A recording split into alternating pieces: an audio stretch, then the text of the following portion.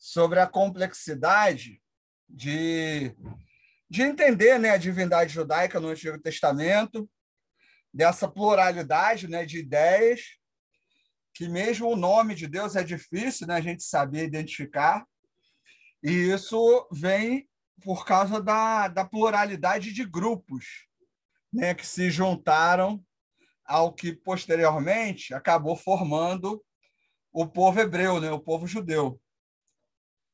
E a partir dessa ideia do nome de Deus, obviamente, né, dessa dificuldade, foram produzidos textos, né, desenvolvendo ideias.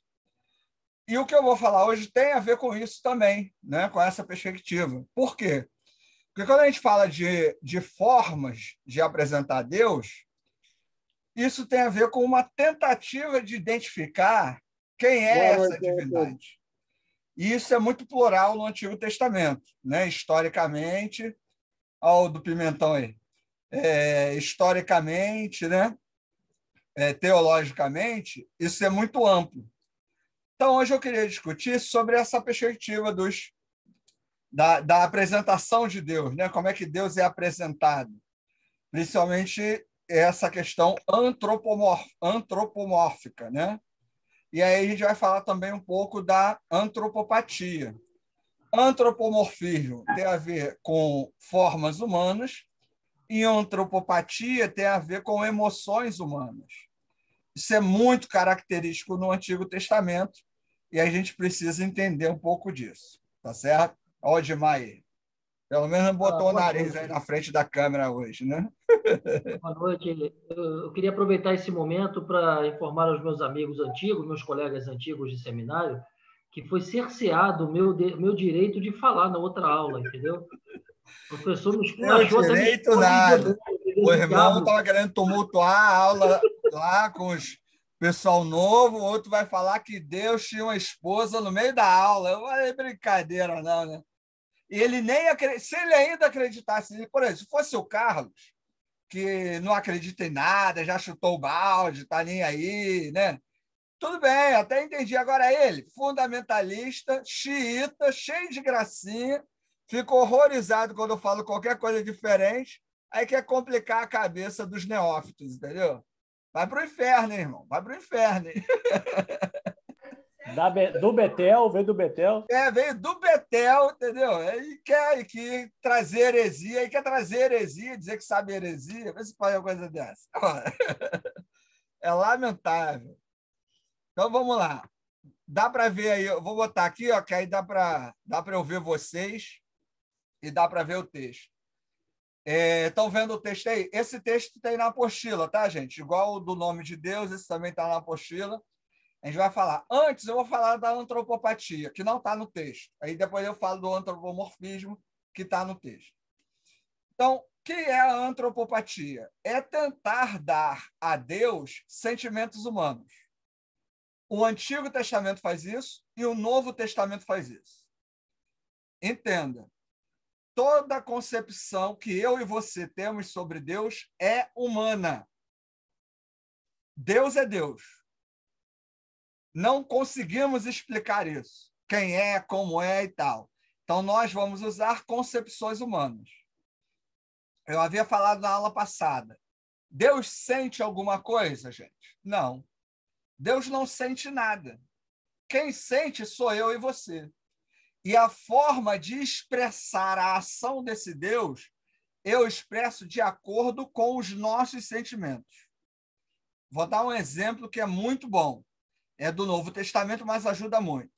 Você vai falar do amor de Deus. Ágape é o amor de Deus. Filos é o amor humano. Essa é a maior besteirada de todos os tempos. Porque tanto filos como ágape são expressões humanas que não limitam Deus, que não especificam a ação de Deus. Deus é capaz, eu acho que eu já até falei isso para vocês numa aula. Tá rindo do quê, Odmar? Deus é capaz de amar um cara. Todo mundo fala. Eu estou rindo aqui porque eu preguei sobre isso ontem, cara. Olha aí, Deus revelando, irmão. Agora vem o conhecimento verdadeiro, né? Falou besteira ontem, Deus está Falou me muita usando hoje. bobagem. Deus está me usando hoje para ensinar a verdade. Aí amanhã você vai na tua igreja e vai dizer assim, ó, irmãos, eu quero pedir perdão, porque eu preguei coisa errada, que não era de Deus, era do meu nariz, né? Era da minha barba. Mas vamos lá, me ouve primeiro, se você não me ouviu, entendeu? Para saber se o que eu vou falar é tão diferente assim. Minha esposa apareceu aqui agora para atrapalhar a aula mais uma vez, entendeu? Tchau. Vai para lá, mulher. A minha está me esculachando aqui por sua causa, tá? Ué, mulher, que eu fiz nada? Vamos lá. Estão falando do amor de Deus. Vocês estão vendo aí os jornais, né? Tem aí esse caso do Dr. Jairinho, né? O cara é um animal, psicopata, um débil mental, um imbecil totalmente. Deus é capaz de amar um cara como esse. Um cara que tem prazer em torturar a criança. Deus o ama.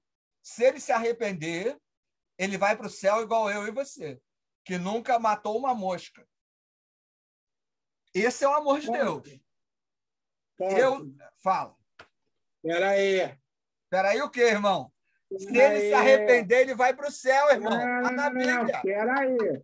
Dentro da perspectiva que você está trazendo aí, a gente também não pode afirmar isso também. Olha o herege! Como não, irmão? Dentro da sua perspectiva, não pode afirmar isso também. Eu não estou falando dentro da minha perspectiva, irmão. Estou falando perspectiva tradicional, entendeu? Então, não é a minha perspectiva. Se Deus não tem sentimento, Deus não ama. Deus também não é. É o sentimento humano, isso. A gente falou o Botílic agora. O Botílic, deixa ele. Carlos, fala aí para mim. Carlos, o que acontece? Eu estou explicando, fica calmo. Deixa eu terminar a explicação. Fica nervoso, não. Sempre que eu falo de um assunto semelhante a esse, tem sempre um ou dois que se manifesta. Se sente agredido quando eu falo isso. Fica calmo. Então, um caso como esse, se ele se arrepende, sei lá, tem um pico de sanidade, que é um débil mental um cara desse, né? Mas tem um pico de sanidade e se arrepende sinceramente. Ele vai para o céu como qualquer um. E aí, alguns vão dizer, porque Deus ama e tal. Essa concepção de amor, ela extrapola o nosso poder de explicação. Então, quando eu digo que Deus ama, e aí a indignação do Carlos é compreensível, porque nós temos uma concepção de amor que depende da nossa perspectiva de vida, de como o seu pai e a sua mãe te tratou, de como a sua esposa te trata, de como é a sua relação com os amigos, de como foi a sua infância. Isso construiu a sua ideia de amor. E aí, quando você vai falar de Deus, isso transparece.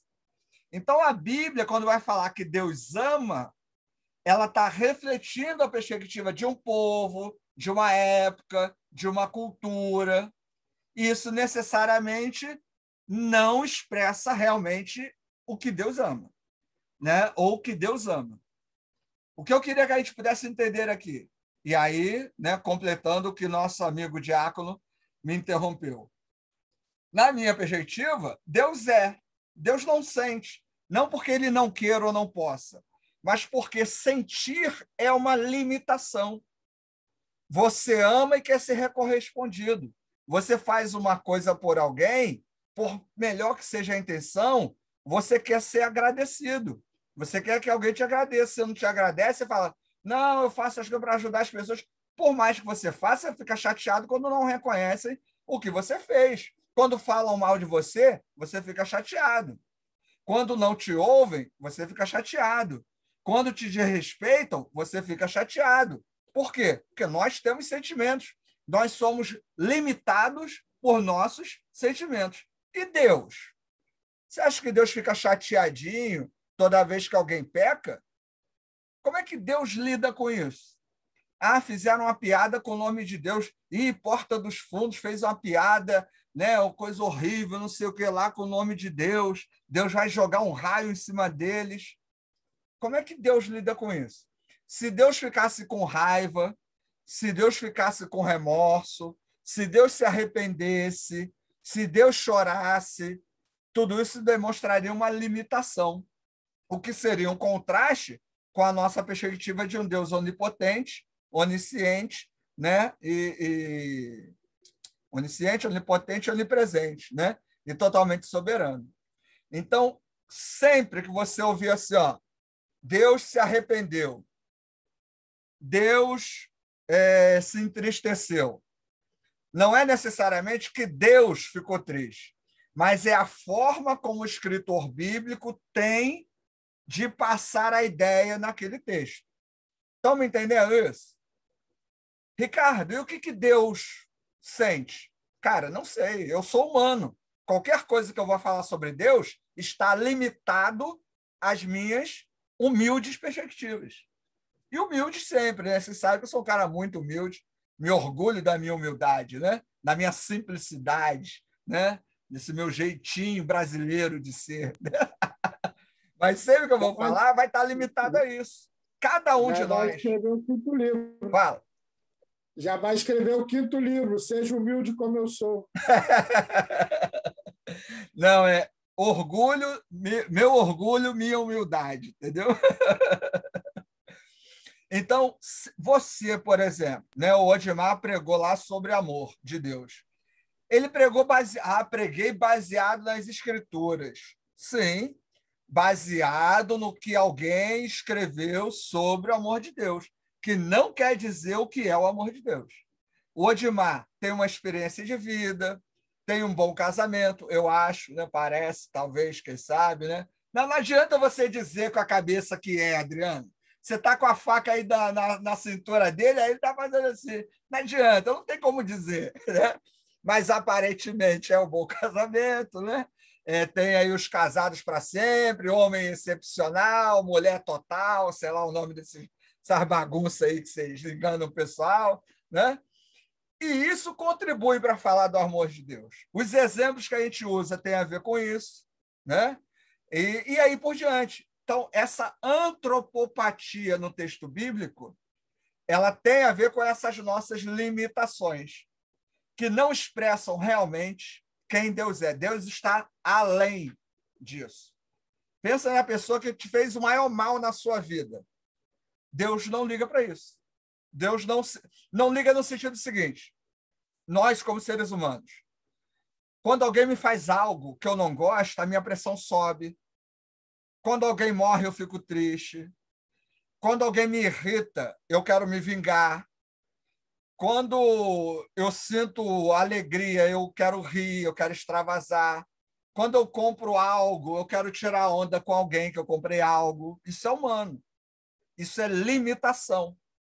Porque nós deixamos o outro, às vezes, mandar nas nossas ações e sentimentos. Deus não.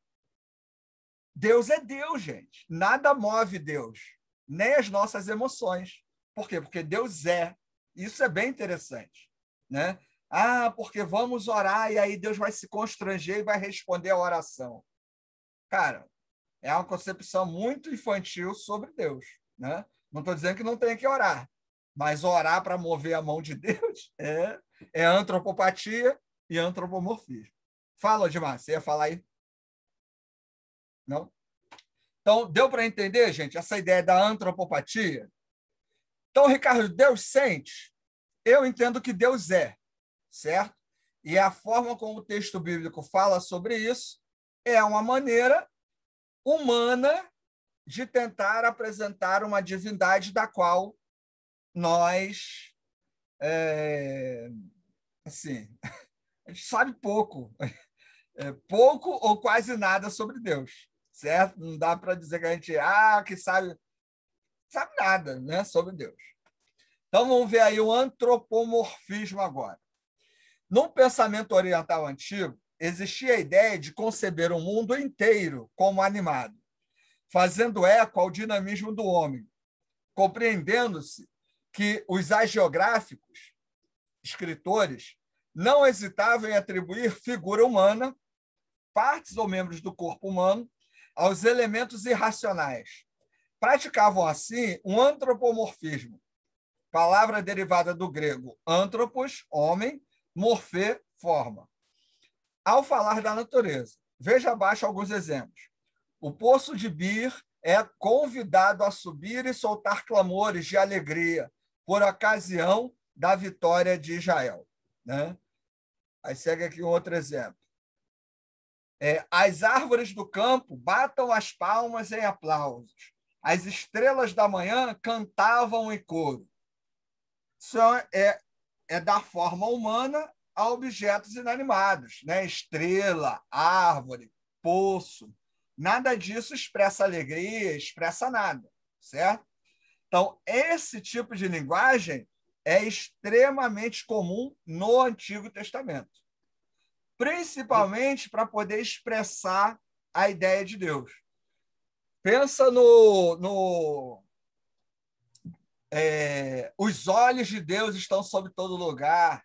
Ezequiel vai falar, né, que os pés de Deus estão sobre a terra, né, a mão de Deus, o olho de Deus. Só que em Gênesis 1 fala que Deus é o quê? É vento, é sopro, é espírito, que Deus não tem forma.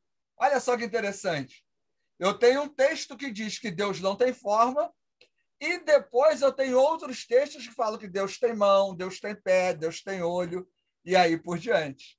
Né? Então, essas concepções da divindade judaica, ela vai mudando de acordo com o tempo, com o livro, com a cultura, com a época, e isso muda, isso demonstra essa pluralidade de entendimento de quem é Deus ao longo do Antigo Testamento.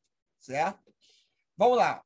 O uso desse estilo traduz uma concepção religiosa intimamente arraigada na alma do israelita. Eu botei Alã aí, mas é alma, tá? Na alma do israelita. E dos escritores bíblicos em geral. A natureza toda é solidária com o homem, seu rei.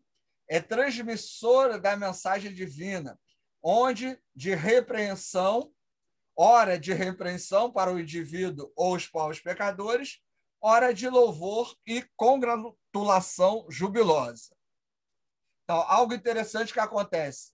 Na leitura do Velho Testamento, percebe que Deus é representado com traços humanos. E aí é aquilo que a gente falou, ó, face, ouvidos, olhos, né, que estão aí nesses textos.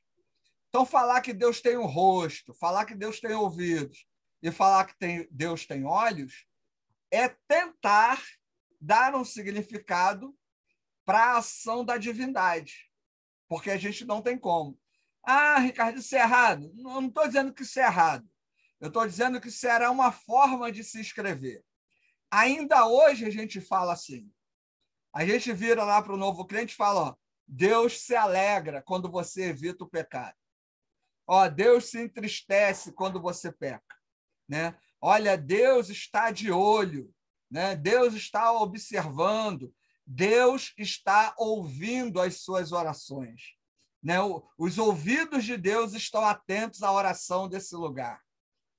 Na nossa fala, na nossa conversa, isso é comum. Né? A ideia de que tem um Deus que está olhando, que está vendo. Agora, pensa o seguinte. Nós acreditamos que Deus ele é onipresente. Como é que um Deus, um ser onipresente, pode ter forma? Porque a forma limita esse ser. Isso também é um outro detalhe interessante. Toda forma é uma espécie de limitação. Nós estamos encarnados. Aqui, ó. Você é corpo e espírito. É uma coisa só, corpo e espírito. A minha cara diz quem eu sou. O seu rosto, a sua cara aí, diz quem você é. Isso é a nossa identidade, a nossa forma. Certo? Negro, branco, gordo, magro. Né? Isso é a nossa forma de ser. Isso é a nossa limitação. Quando eu digo que Deus tem traços humanos, eu estou limitando esse Deus. Na perspectiva do Velho Testamento, isso é aceitável? É. Por quê? No Antigo Testamento, Deus era local. Onde é que eu adorava a Deus? Onde é que Deus se manifestava? No templo, no lugar da oferenda, do sacrifício. A gente vai ver daqui a pouco essa questão de sacrifício, de oferenda. Então, eu tenho que orar onde? No templo. Se eu não orar no templo, Deus não vai ouvir minha oração. Por quê? Porque Deus mora no templo judaico. Então, no Antigo Testamento, essa ideia de um Deus limitado, né, de um Deus estático, é até aceitável. Ezequiel já fala que o trono de Deus tem rodas como fogo, né? Já está dizendo, ó, que Deus é dinâmico, que os pés de Deus estão sobre a terra. Ó, Deus está sobre a terra. Já dá uma ideia de um Deus mais amplo, mais dinâmico. Mas bem diferente do que a perspectiva do que Jesus vai apresentar, por exemplo. Jesus vai apresentar Deus como um Deus que se importa com o Espírito. Onde eu devo adorar? Não importa onde eu devo adorar. Eu tenho que adorar em espírito e em verdade. Então, o local não importa, porque Deus está em qualquer local. Então, não importa se eu adoro no monte ou em Jerusalém, conforme lá o texto de João 4, 20 em diante. Então, essas concepções sobre Deus, elas são bem legais. Um outro detalhe, para você ver como isso influencia o nosso dia a dia. Semana passada, né, teve aquele debate do STF sobre os governadores e os prefeitos poderem fechar as igrejas em caso de pandemia. E aí os pilantras de plantão foram para as rádios, foram para as televisões falar que não podia fechar a igreja, porque era perseguição religiosa. É claro que para eles é ruim, porque o cara depende, né, da pessoa ir para a igreja para ele fazer a campanha, para ele fazer lá a doideira dele e ganhar dinheiro, né? Que essas igrejas o cara ganha com dinheiro. A ideia é essa. E eles trabalham em cima de uma concepção extremamente veterotestamentária. Deus age aonde? Na igreja dele. Deus não age em todo lugar. Então, a igreja dele tem que estar aberta. Então, eu tenho que ir aonde? Na Universal. Porque se eu não for na Universal, Deus não vai me abençoar. Eu tenho que ir lá na do R.R. Soares, lá na do Valdemiro. Porque Deus está lá na igreja deles. Ele não pode ir lá na minha. Porque na minha ele não está, ele não age, ele não é poderoso. Essa é a concepção limitadora, extremamente comum do Antigo Testamento. E aí você percebe como isso é comum, certo? Fala aí, Marcelo. Ricardo, não só na igreja deles, que eu fico percebendo, mas é só naquele horário do culto, né? É, isso aí. No horário do processo. Né? Eles têm um acordo com Deus que tem que estar naquele horário. Aquele horário, né? No culto de libertação, no culto de cura. Isso. Ou seja, Deus só pode libertar, curar naquele horário, naquele local. Naquela denominação. Naquela denominação. É o que o Antigo Testamento faz com Deus. Deus desce aonde? No tabernáculo. Deus desce no templo. E essas modificações são modificações que vêm a partir dessa perspectiva antropomórfica de Deus. De um Deus que está limitado aparentemente fisicamente. Isso é bem interessante. Você vê que alguns discursos hoje eles não evoluíram do Antigo para o Novo. Eles estão ainda no Antigo Testamento, fruto desse tipo de concepção. E, às vezes, a gente até acaba repetindo achando que isso é normal. Assim, é preciso avaliar isso com muito cuidado. Fala, Carlos. Acho que, na maioria das vezes, eu acho que o Novo Testamento é muito... Assim, alguns pastores usam, mas quem quer trabalhar com as alegorias, quem quer trabalhar com essa questão de guerra, porque no Novo Testamento não tem guerra. Né? No Novo Testamento não tem guerra. No Novo Testamento não tem um Deus que batalha por você. Que batalha por você, esse tipo de coisa. Não, esse linguajar não pertence ao Novo Testamento. O Novo Testamento, pelo contrário, está falando assim, meu irmão, cuida do outro irmão direitinho. Se tu não cuidar dele que está do teu lado, você é pior do que o ímpio, né? Isso. E ele está falando contigo da relação, a relação entre as pessoas e a relação tua com Deus, através de Jesus Cristo. Já no Velho Testamento, não, era mais um Deus que traz a ideia de autoafirmação do povo. Por isso que as igrejas usam isso, né? Porque está reafirmando que aqui tem poder, né? Aqui a coisa funciona, não é qualquer lugar, não. E às vezes a gente tem a Igreja Batista, estou falando mais pelo nosso contexto batista. Nós temos nos pego nisso justamente porque a gente tem olhado e querido isso também, né? Buscado isso também, da mesma forma que o pentecostal. Hoje a gente não quer nem deixar de parecer com o pentecostal. É igual, mesma coisa. Então, o que é ruim, Carlos, é que alguns fazem isso de maneira intencional, né? E quando o cara faz isso de maneira intencional, eu até entendo. O cara quer ganhar dinheiro, o cara quer ter público, o cara quer ter gente lá. Então, eu acho assim, dá para entender o objetivo dele. O ruim é quando o cara repete isso sem saber. E aí é bobeira, né? Porque, no caso, nós batistas, a gente só vira pastor depois que passa pelo seminário, meu irmão. Então, um pastor batista, ele não pode dizer assim, eu não sabia. Por pior que seja o seminário que ele fez. Mesmo aí o seminário que o Odimar fez, né? Pior que tenha sido. Ele viu alguma coisa sobre isso, né? Não dessa maneira, né? Mas viu alguma coisa lá, em algum momento, de alguma forma, né? Por pior que seja o seminário, o cara estudou um pouco, entendeu? Fala aí. Estou fazendo seminário em Nova Iguaçu, cara.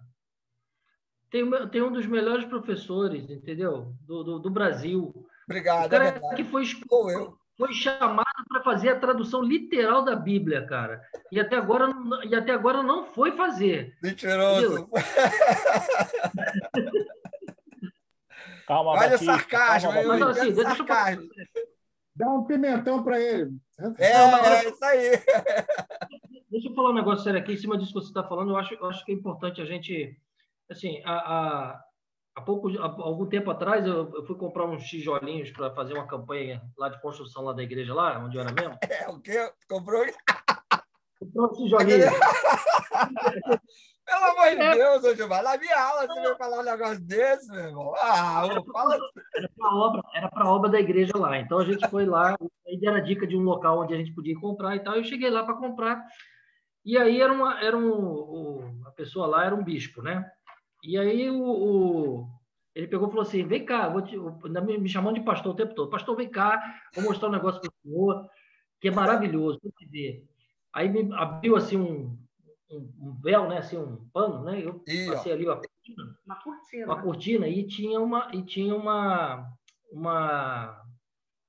arca do tamanho natural, assim, folheada com ouro, era de madeira, mas com toda folheada de ouro. Ele falou assim: acabei de fazer essa daqui, estou mandando para a Igreja Batista, lá em Brasília. Esse pastor que me chamou para fazer isso, ele viu uma outra Igreja Batista, lá de Brasília, que tinha adquirido essa arca. E aí, o que eles faziam? Com aquelas vestes todas, né, de sacerdote, os caras entravam pelo templo e as pessoas iam jogando os dízimos dentro da arca. Caramba, cara. Eu falei assim: vou falar uma coisa para o senhor, pastor. Em 2 anos, a igreja hoje está com quase 20 mil membros. A igreja, em 2 anos de fundada, a igreja está com quase 20 mil membros. Então, assim, na verdade, assim, é a necessidade do ser humano de tocar em alguma coisa. Cara. É isso aí. Você falar de uma espiritualidade, de uma coisa assim, que é transcendente, o cara muitas vezes não leva como. Mas quando você apresenta subjetivo, né? É isso aí. Então, essa arca, para eles, tocar na arca era uma coisa, vai abençoar, cara. E eles passavam com a arca lá e iam jogando o giz. E ele falou: tem muita gente conquistando muita coisa em Brasília aí através dessa arca que eu mandei para lá. Aí, o pilantra fez a arca. Olha, Deus mandou a arca. O marceneiro é macumbeiro, né? Fez a arca e está levando para a igreja. Não, mas é exatamente isso, Odimar, que você falou. Essa é uma necessidade humana. E é isso que eu tenho que ter claro. Esses pilantras, eles sabem disso. Eles são bons de psicologia, né? Eles sabem que a subjetividade não atrai grupo, não atrai gente. E aí ele tem que concretizar isso. O símbolo, a forma de apresentar a divindade, tudo isso é muito concreto, é local, é específico, é objetivo. Não é subjetivo, né? Não é uma ação, não é através de boas ações que você vai fazer fora do templo. É tudo voltado para um local, para um grupo, para um horário, né? Igual o Marcelo falou também. Isso que é o perigoso. O que a gente tem que pensar? Vocês vão virar pastores, pastoras, né? Aí depois, quando acabar o seminário, quando você estiver na frente lá da tua igreja, aí começar membro ir embora, o que você vai fazer? Ah, porque no Antigo Testamento tinha arca, vou fazer também. Vou montar você uma sabendo tenda. que isso... Vou fazer logo o santo do santo logo. Ué, você acha que já não fizeram? Mas, Ricardo, fizeram, amigo. Você está atrasado. Tudo que a gente pode imaginar, o pessoal já fez. E é essa questão que a gente tem que pensar. Quando a gente estiver à frente da igreja, será que eu vou usar disso? Ah, mas está na Bíblia. Está na Bíblia por causa da limitação temporal, literária, por causa de um objetivo, né, ali do escritor. Mas não está dizendo que eu tenho que repetir isso. Não é um texto doutrinário. Olha, manifeste e fale de Deus dessa maneira. É esse o cuidado que a gente tem que ter ao analisar esses textos. Não vai muito longe, Ricardo. Ungir com óleo. Isso aí. É um negócio muito comum, inclusive dentro do meio batista. Isso aí. Um olhinhozinho lá, maneiro lá, o cara vem, bata na testa, passa na mão, sei lá o que é. Depende, irmão, depende. A testa, às vezes é aqui. O irmão não está por dentro, tem que se inteirar. Mas, Ricardo, mas esse lance aí do...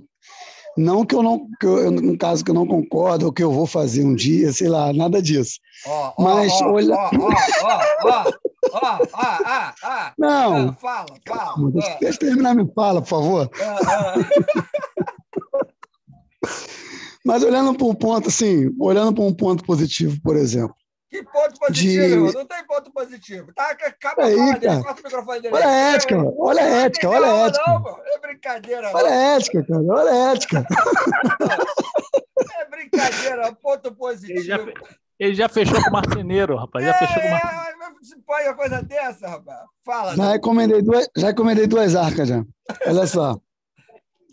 De talvez muitas pessoas fora da igreja fazendo coisas sim que não são da graça dos olhos de Deus, assim, de questão de mesmo de até mesmo de se prostituindo, ser drogado, enfim, e através de uma simples ação dessa aí traz as pessoas para a igreja e dentro da igreja para louvar, para clamar e talvez ganha mais almas para a pessoa, para Jesus, essas pessoas, entendeu? Cara, olha só, eu vou falar sobre isso. Esse ponto que você levantou é a justificativa da maioria das pessoas que fazem esse tipo de coisa. Sim, entendeu? Também acho. No geral, a pessoa diz assim, não, a gente faz isso para atrair, porque é a forma de trazer a pessoa para a igreja, que a pessoa estava lá no mundo bebendo, se prostituindo, matando, roubando, e agora ela está dentro da igreja, né, e tal.